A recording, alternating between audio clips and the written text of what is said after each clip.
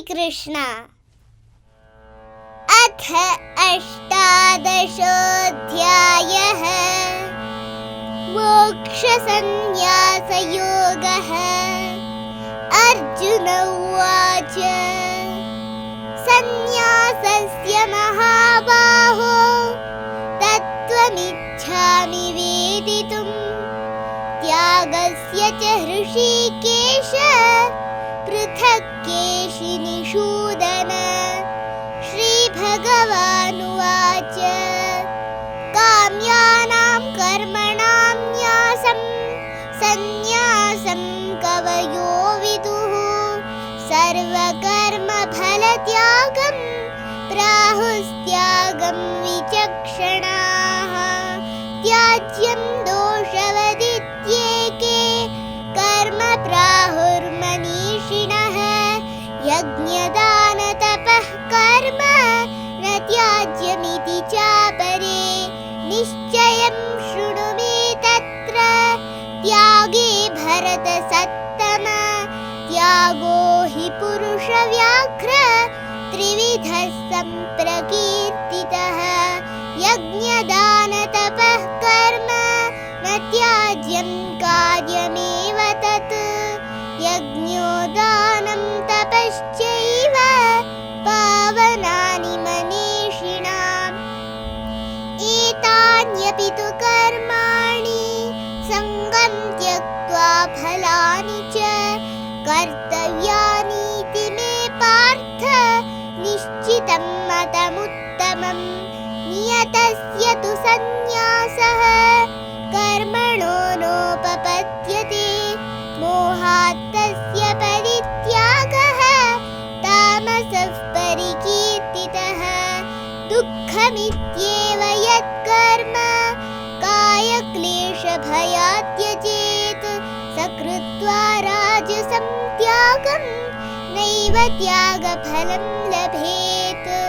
कार्यमित्येव यत्कर्म नियतं क्रियते अर्जुन। सङ्गं त्यक्त्वा फलं चैव स त्यागः सात्विको मतः। न द्वेष्ट्य कुशलं कर्म कुशलेनानुषज्यते।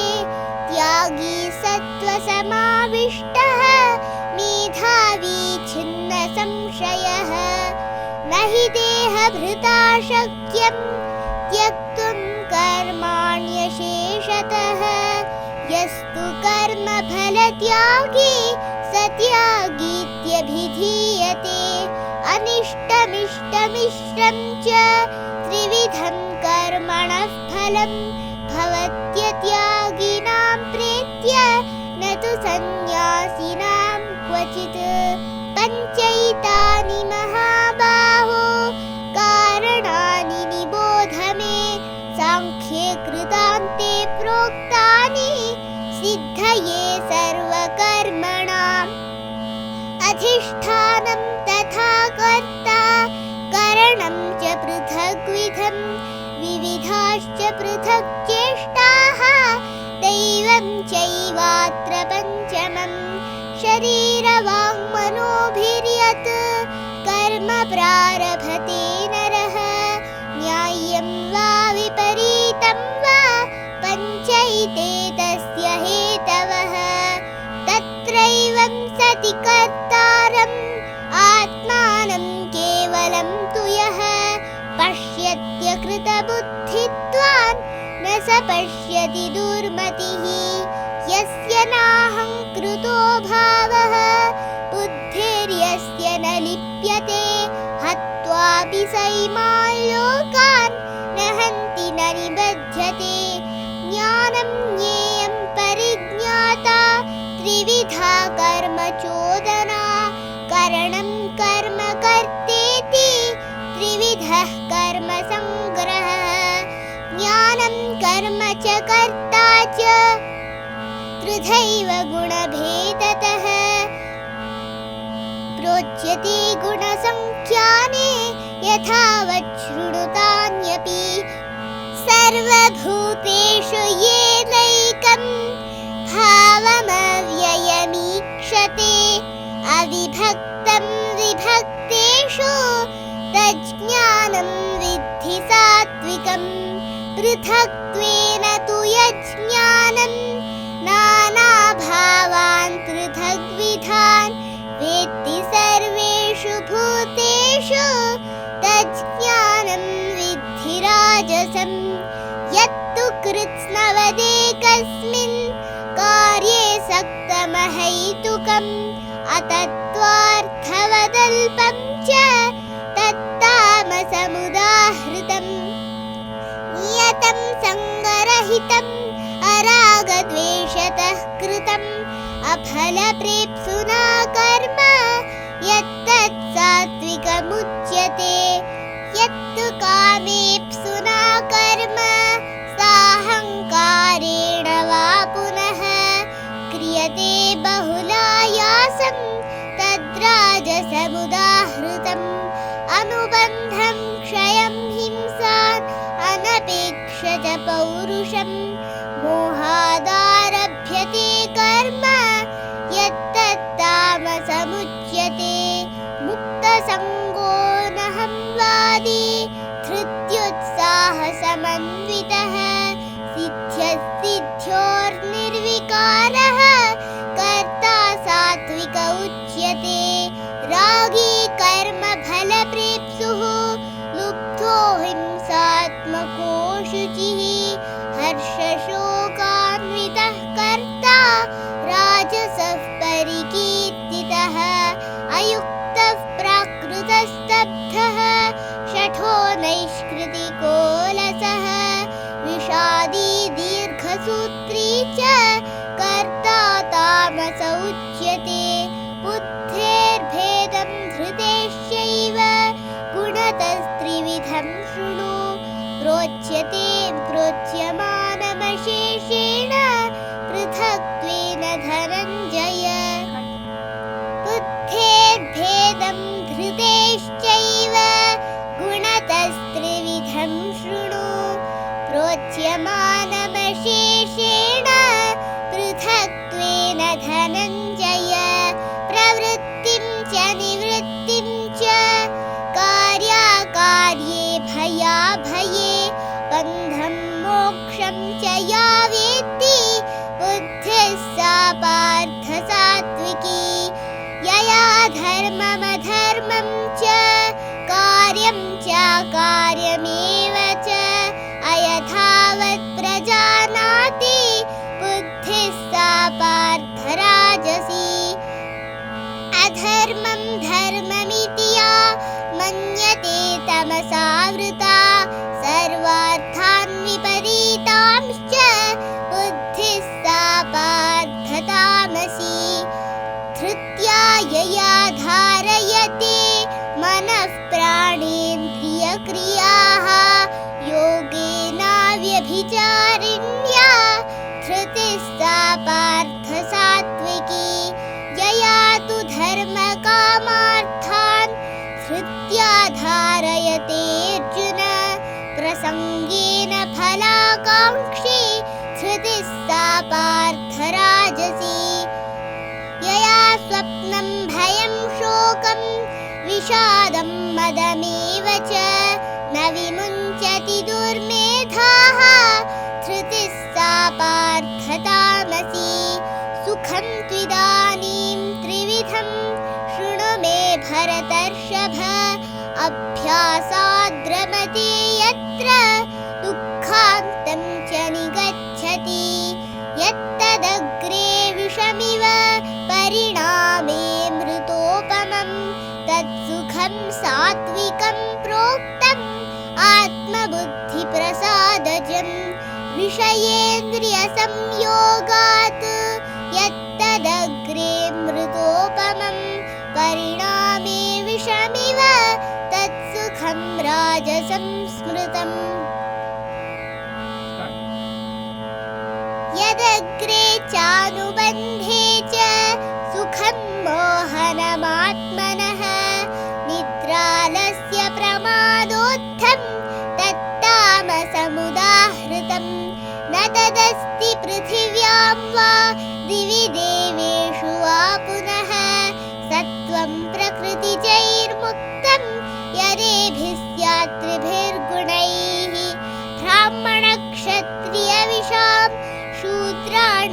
च परन्तप कर्माणि प्रविभक्तानि स्वभावप्रभवैर्गुणैः शमोदमस्तपः शौचं क्षान्तिरार्जवमेव च ज्ञानं विज्ञानमास्तिक्यं ब्रह्मकर्म स्वभावजं शौर्यं तेजो धृतेर्दाक्ष्यं युद्धे चाप्यपलायनं दानमीश्वरभावश्च क्षात्रं कर्म स्वभावजं कृषिगोरक्ष्यवाणिज्यं वैश्यकर्म स्वभावजं परिचर्यात्मकं कर्म शूद्रस्यापि स्वभावजं स्वे स्वे कर्मण्यभिरतः संसिद्धिं लभते नरः स्वकर्मनिरतः सिद्धिं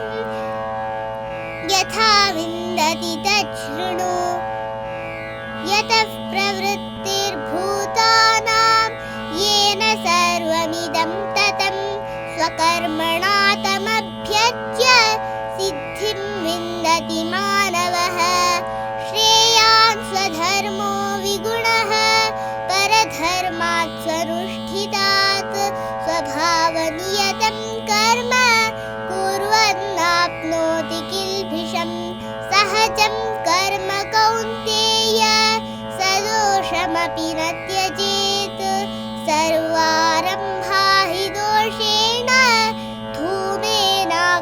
धूमेनाग्निरिवावृताः असक्तबुद्धिः सर्वत्र चिदात्मा विगतस्पृहः नैष्कर्म्यसिद्धिं परमां सन्न्यासेनाधिगच्छति सिद्धिं प्राप्तो यथा ब्रह्म तथाप्नोति निबोध मे समासेनैव कौन्तेय निष्ठा ज्ञानस्य या परा बुद्ध्या विशुद्धया युक्तः धृत्यात्मानं नियम्य च शब्दादीन् विषयान् त्यक्त्वा रागद्वेषौ व्युदस्य च विविक्तसेवी लघ्वाशी यतवाक्कायमानसः ध्यानयोगपरो नित्यं वैराग्यं समुपाश्रितः अहङ्कारं बलं दर्पं कामं क्रोधं परिग्रहं विमुच्य निर्ममः शान्तः ब्रह्मभूयाय कल्पते ब्रह्मभूतः प्रसन्नात्मा न शोचति न काङ्क्षति समः सर्वेषु भूतेषु मद्भक्तिं लभते पराम् भक्त्या मामभिजानाति यावान् यश्चास्मि तत्त्वतः ततो मां तत्त्वतो ज्ञात्वा विशते तदनन्तरं सर्वकर्माण्यपि सदा कुर्वाणो मद्व्यपाश्रयः मत्प्रसादादवाप्नोति शाश्वतं पदमव्ययम् चेतसा सर्वकर्माणि मयि सन्न्यस्य मत्परः बुद्धियोगमुपाश्रित्य मच्चित्तस्तततं भव मच्चित्तः सर्वदुर्गाणि मत्प्रसादात् तरिष्यसि अथ चेत्त्वमहङ्कारान् न श्रोष्यसि विनङ्क्ष्यसि यदहङ्कारमाश्रित्य न योत्स्य इति मन्यसे मिथ्यैष व्यवसायस्ते प्रकृतिस्वां नियोक्ष्यति स्वभावजेन कौन्तेय निबद्धस्वेन कर्मणा कर्तुं नेच्छसि यन्मोहात् करिष्यस्य वशोऽपि तत् ईश्वरः सर्वभूतानां हृद्देशेऽर्जुन तिष्ठति भ्रामयन् सर्वभूतानि यन्त्रारूढानि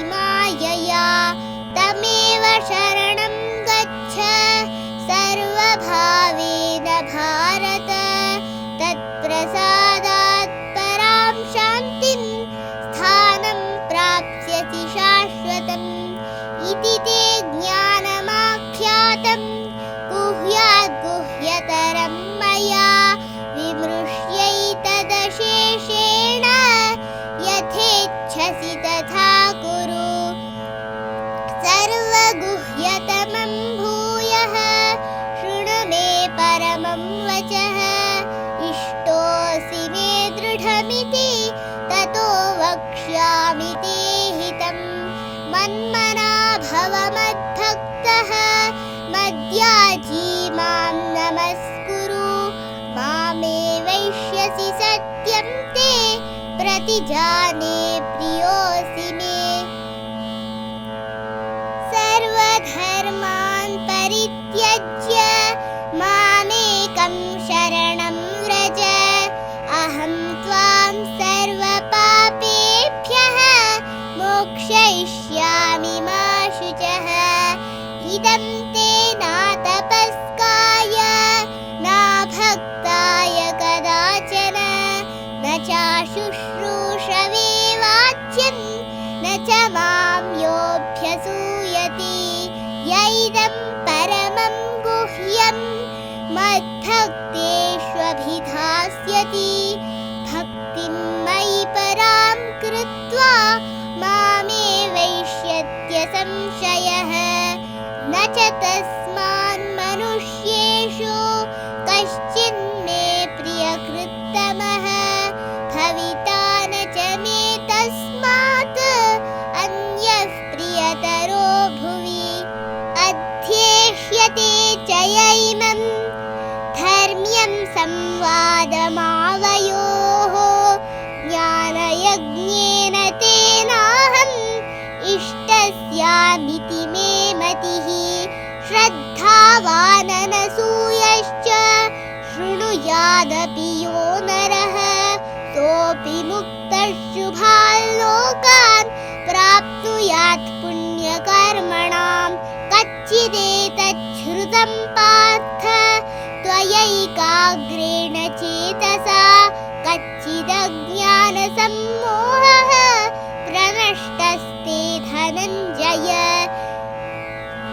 अर्जुन उवाच नष्टो मोहस्मृतिर्लब्धा त्वत्प्रसादान् मयाच्युत स्थितोऽस्मि गतसन्देहः करिष्ये वचनं तव सञ्जय उवाच इत्यहं वासुदेवस्य पार्थस्य च महात्मनः संवादमिममश्रौषम् अद्भुतं रोमहर्षणं व्यासप्रसादाच्छ्रुतवान् एतद्गुह्यमहं परं योगं योगेश्वरात् कृष्णात् साक्षात् कथयत स्वयं राजन् संस्मृत्य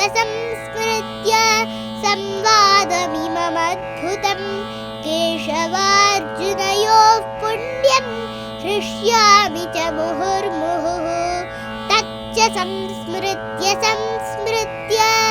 रूपमद्यद्भुतं हरेः विस्मयो मे महान् राजन् हृष्यामि च पुनः पुनः यत्र योगेश्वरः कृष्णः यत्र पार्थो धनुर्धरः तत्र श्रीर्विजयो भूतिः ध्रुवा नीतिर्मतिर्मम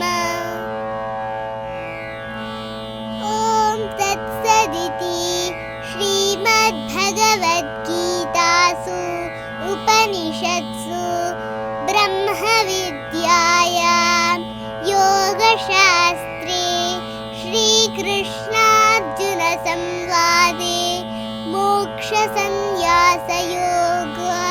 नाम 18 हरिः ओं तत्सत् हरिः ओं तत्सत् हरिः ओं तत्सत् श्रीकृष्णार्पणमस्तु जय श्री कृष्ण जय जय श्री राम।